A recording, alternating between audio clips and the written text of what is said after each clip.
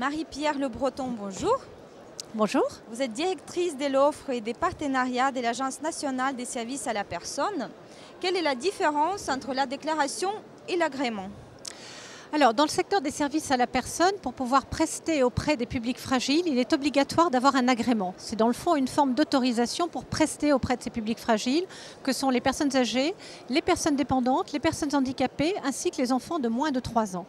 En revanche, si vous voulez prester auprès de tout public, pour des prestations de type ménage, jardinage, petit bricolage, assistance administrative, la déclaration suffit. Et c'est bien la déclaration qui emporte l'ensemble des avantages fiscaux et sociaux. Donc, ce n'est pas tout à fait une opposition entre l'un et l'autre. Simplement, donc, tout public, il faut une déclaration.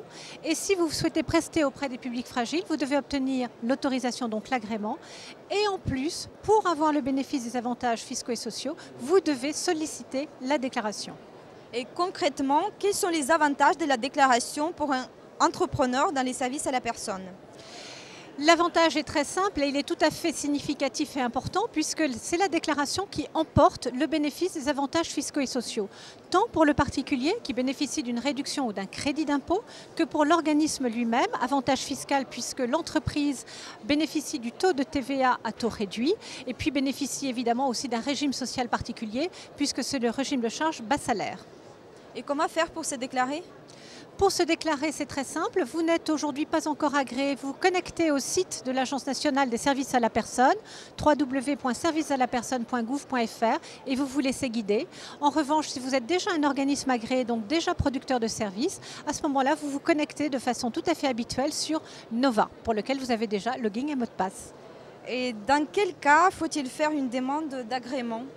Il faut faire une demande d'agrément dès lors que vous souhaitez prester pour les publics fragiles. Donc personnes âgées, personnes handicapées, personnes dépendantes, enfants de moins de 3 ans. C'est une forme d'autorisation qui requiert la satisfaction à un certain nombre d'exigences portées dans ce qu'on appelle le cahier des charges de l'agrément. Donc il faut satisfaire à l'ensemble de ces exigences et dès lors vous êtes susceptible effectivement d'être agréé et donc de pouvoir prester pour ces publics fragiles.